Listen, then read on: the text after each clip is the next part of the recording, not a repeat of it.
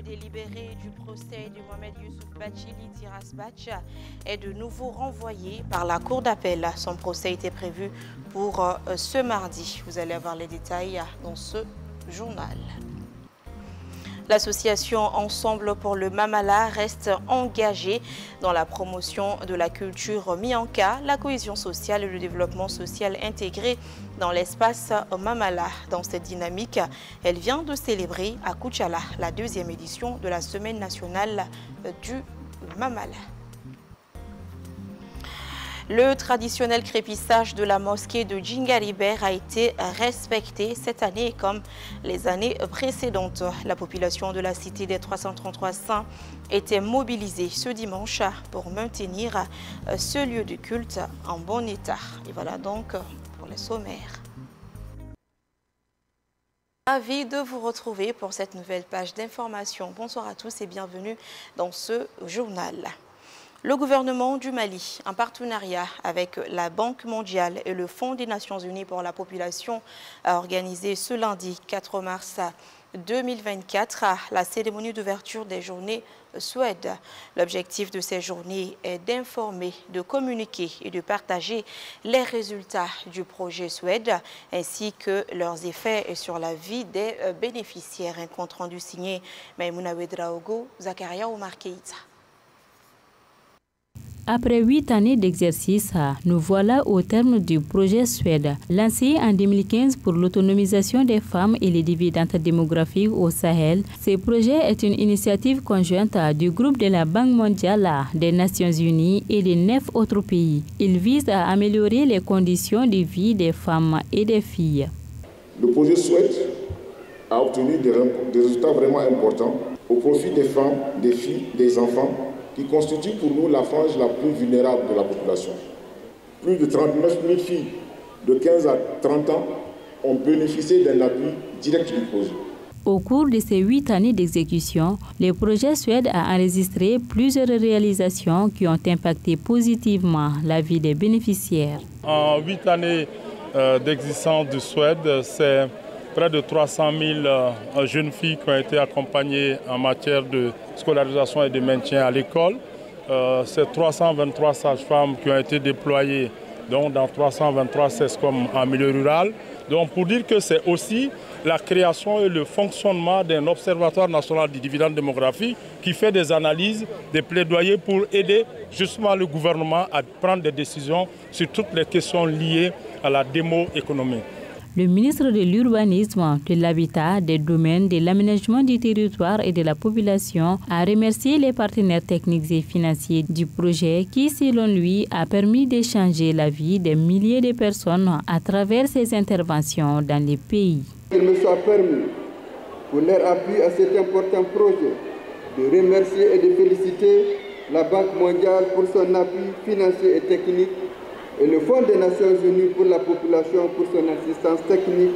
Ce projet a touché aujourd'hui un total de bénéficiaires estimé à plus d'1 million de personnes hors campagne de communication pour le changement social et comportemental. Cette cérémonie d'ouverture des journées Suède a servi d'occasion pour la signature de la charte de la femme de Bamako. Elle a été marquée par la participation des délégations étrangères des pays membres du projet, des ministres sectoriels et de plusieurs partenaires. Pour rappel, le projet Suède a été financé à hauteur de 100 millions de dollars par le groupe de la Banque mondiale.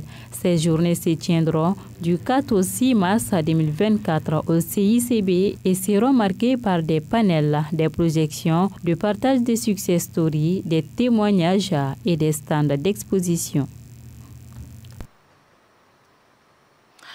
Le président d'honneur de l'association Ankabe Mayala, Aliou Ousmane Aïdara, et le bureau exécutif de l'association étaient face à la presse ce lundi soir à Bankoni pour exprimer leur reconnaissance au peuple malien et à toutes les bonnes volontés qui se sont mobilisées le dimanche dernier pour le lancement officiel de leur association au Palais de la Culture. La conférence a été également l'occasion pour les responsables de dévoiler les projets de l'association. C'était en présence de Bakary M. Sidibé. Voici son compte rendu. Réunir tous les Maliens, sans discrimination d'ethnie, de rang social ou de confession religieuse, pour faire le Mali un havre de paix. Tel est l'objectif recherché par l'association Ankabe Mayala, lancée officiellement le dimanche dernier à Bamako. À travers cette conférence, présidée par Aliou Ousmane Aïdara, le président d'honneur de l'association, les responsables ont salué la mobilisation des Maliens pour la réussite de la cérémonie de lancement de l'association.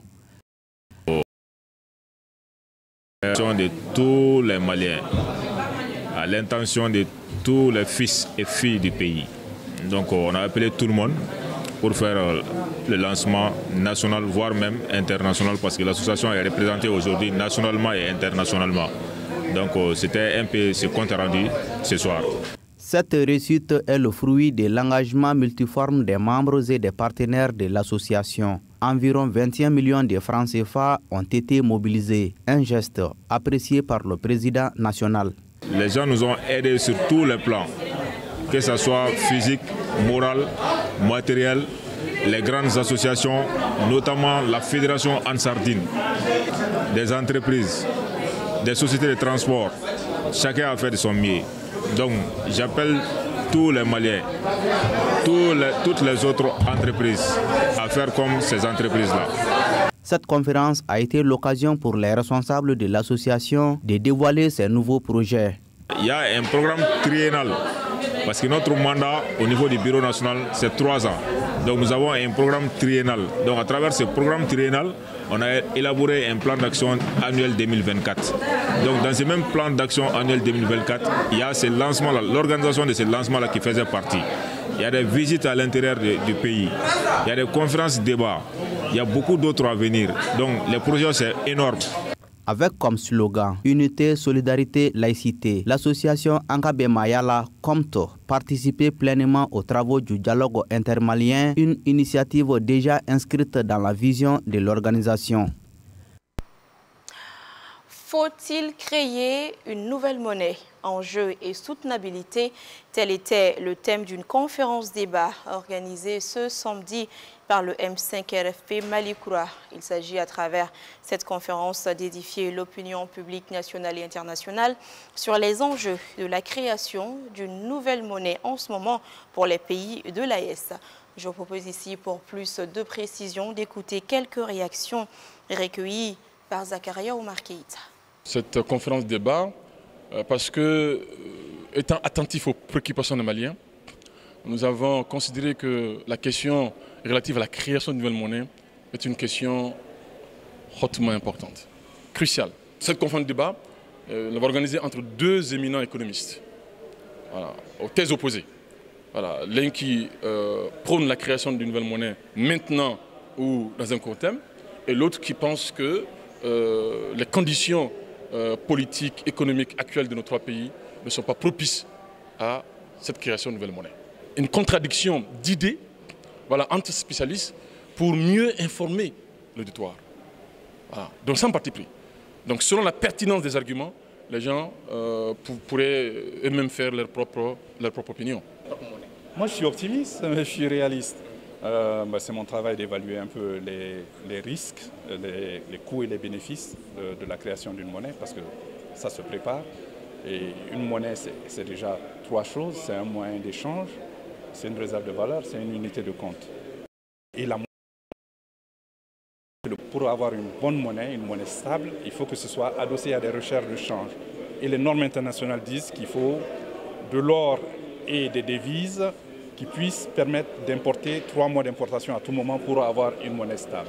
Est-ce que ces conditions sont réunies? Moi, je ne le sais pas, mais en tout cas, ce sont des conditions préalables pour créer une nouvelle monnaie. Mais oui, l'AES est doté de ressources naturelles. L'AES, le Niger produit du pétrole, de l'uranium, le Mali l'or, le coton, le Burkina l'or, le coton, et puis les céréales. L'AES a le potentiel, mais l'AES ne transforme pas. Donc, et l'AES, pour aller vers une plus grande intégration économique et monétaire, a besoin donc de faire baisser ses coûts de facteurs de production, c'est-à-dire d'augmenter la transformation, moderniser son économie, accroître la production, la diversifier et la transformer aussi. Et ça prend 3 à 5 ans minimum. Mais en attendant, je pense que pour le moment, le CFA peut faire l'affaire en attendant l'éventualité de la création d'une monnaie. Je vous l'annonçais tout à l'heure dans les titres, le délibéré de l'affaire dite Mohamed Youssouf Bachili d'Irazbach, attendu ce mardi 5 mars 2024, a été une fois de plus renvoyé par la Cour d'appel de Bamako pour diverses raisons. Un renvoi jugé normal par l'avocat de la défense. Je vous propose de l'écouter. Il est au micro de Gabriel Keïta. Nous sommes dans une situation qui n'est pas exceptionnelle. C'est la prolongation des délibérés. De tout temps et en toute époque, les tribunaux ont eu recours à cela lorsque pour des raisons d'intendance, ils n'ont eu le temps matériel de se prononcer sur les cas dans le délai qu'eux-mêmes ils ont fixé. Dans ce cas-là, le droit leur permet de prolonger ce délai et de remettre le délibéré à une autre date qu'ils annoncent. Et aujourd'hui, la date annoncée, c'est le 11 mars, donc soit 6 jours après la date initialement retenue. Moi, je vais vous dire, j'ai été dans des dossiers qui n'avaient rien à voir avec ce type de cas. Les délibérés ont été prolongés parfois jusqu'à 6 fois dans des dossiers. Donc c'est vraiment un usage dans les tribunaux et il faut y attacher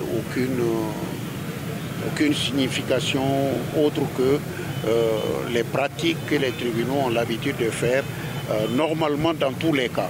Donc il ne s'agit pas de ce cas précis, il s'agit encore moins d'une idée qu'il y a derrière la tête des gens parce qu'il s'agit de rasbat comme vous l'appelez. Donc moi je pense que c'est normal.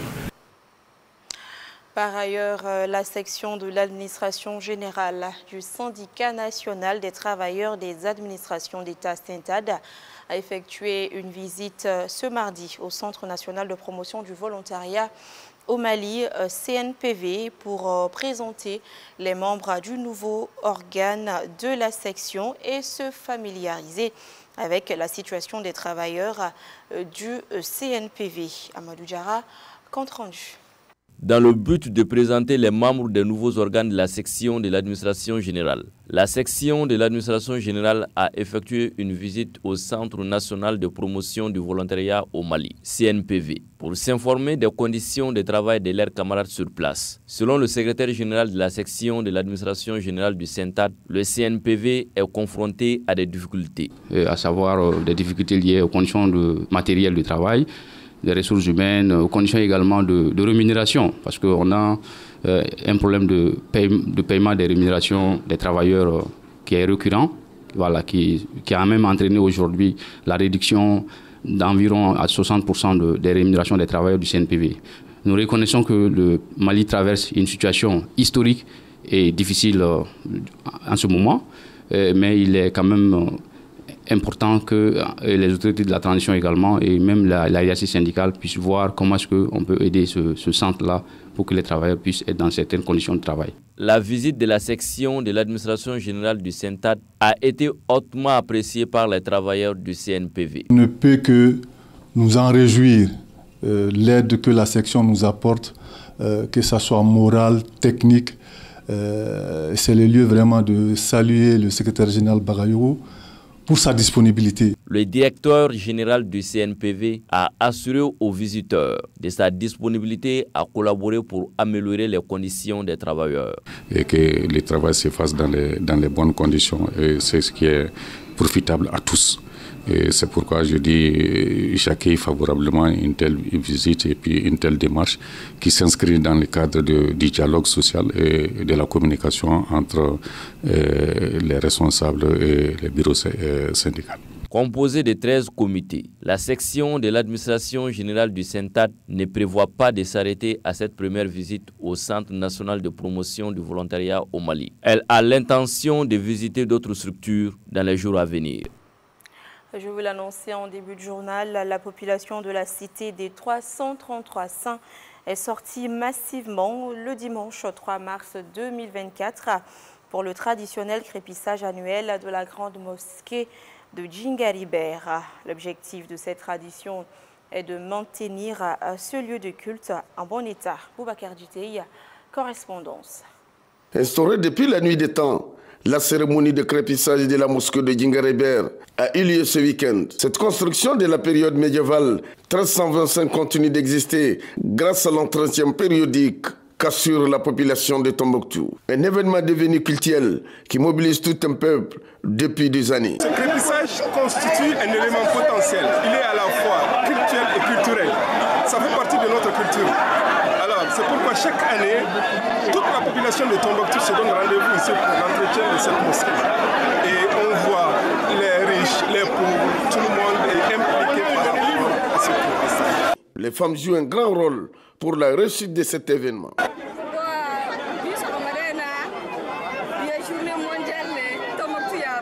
Aujourd'hui est un jour spécial. Comme à l'accoutumée, nous venons chaque année aider les hommes pour le crépissage de la mosquée. Les femmes apportent de l'eau et les hommes font le crépissage. Et toute personne qui ne travaille pas assez sera recouverte de boue. Le crépissage annuel de la mosquée renforce la cohésion sociale, l'entente et la solidarité entre le citoyen. Et ça permet de créer la cohésion, l'entente, la solidarité entre les populations. Et c'est une façon également de rappeler aux gens que la mosquée est un bien commun. C'est le lieu de la maison de Dieu, que tout le monde doit apporter sa contribution pour son entretien. Et perpétuer également cette tradition de se retrouver une journée pour travailler également dans la solidarité, dans la concorde et l'entente. Vivement l'année prochaine dans la paix et la cohésion sociale. Respect de la tradition, mais cette fois-ci dans le Miankala. Après la première édition tenue à Semasso en 2023, la deuxième édition de la Semaine nationale du Mamala s'est tenue du 1er au 3 mars 2024 à Koutiala au Stade Omnisport Sidiki Ouattara. Initiée par l'association Ensemble pour le Mamala, cette activité a vu la participation des autorités administratives, religieuses et coutumières de Koutiala et de tous ses cercles. Elle avait pour but d'unir l'ensemble des communautés vivant dans l'espace Mamala autour de la cohésion sociale et du développement social intégré. La cérémonie était placée sous la présidence du ministre de la Refondation de l'État chargé des relations avec les institutions représentant le Premier ministre, Dr Choguel Koukalamaïga. Le point avec nos envoyés spéciaux.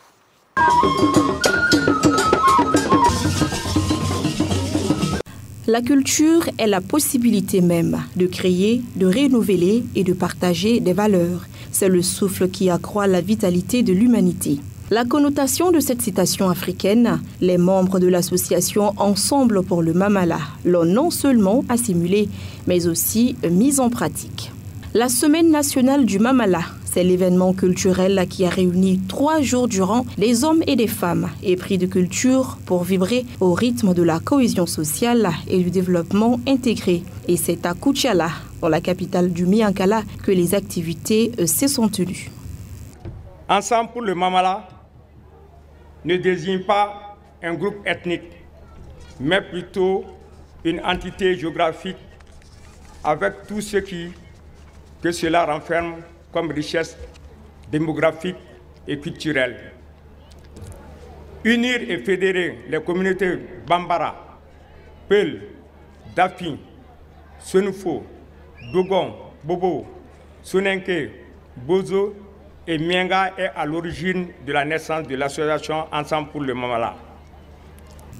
L'association Ensemble pour le Mamala, une association à but non lucratif, apolitique, non confessionnel et non ethnique, en organisant cette semaine nationale, s'est fixé comme objectif d'unir l'ensemble des communautés Mamala, d'œuvrer constamment à la cohésion sociale et de faire de la diversité socio-culturelle une véritable opportunité.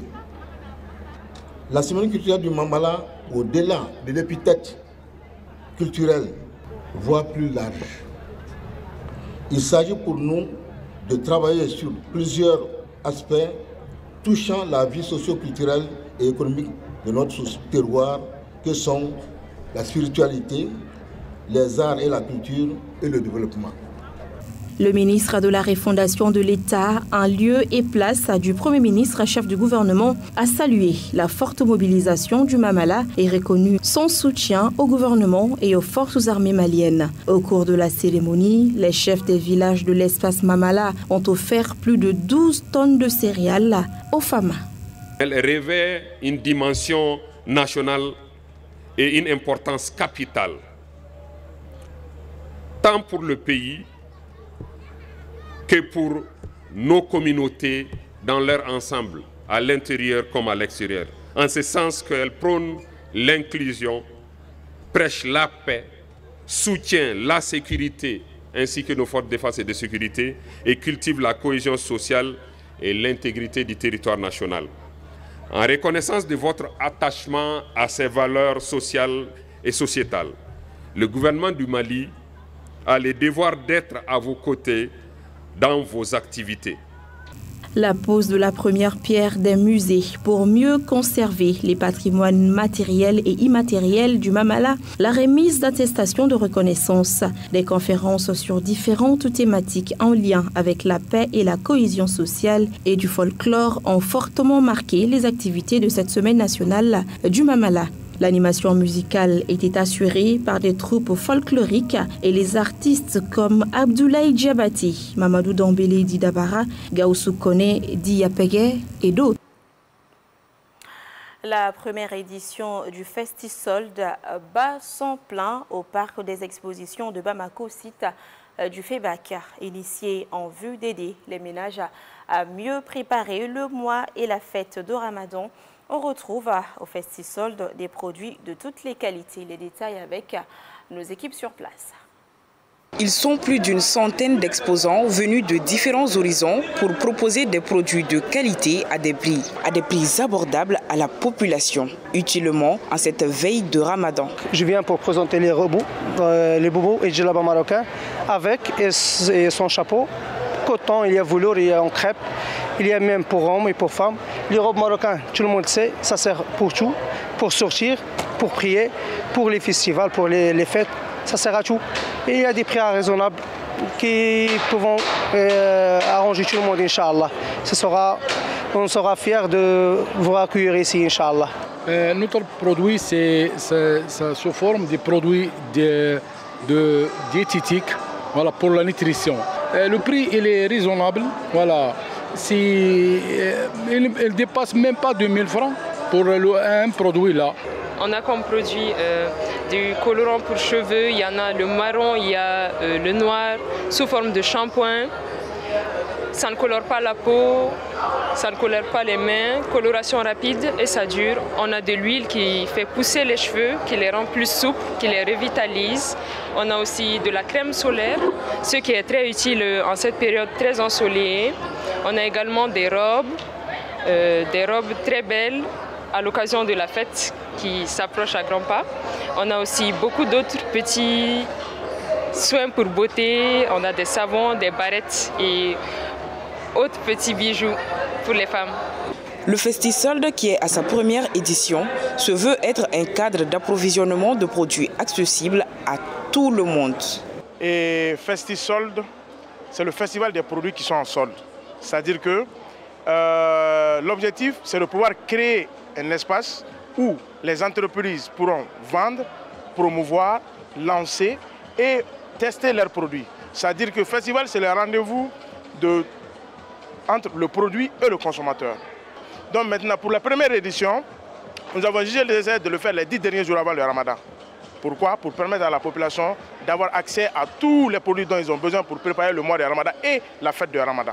C'est pour cela qu'on a fait appel aux entreprises pour venir vraiment animer cet espace pour permettre vraiment à la population de se sentir à l'aise pour vraiment passer un Ramadan généreux.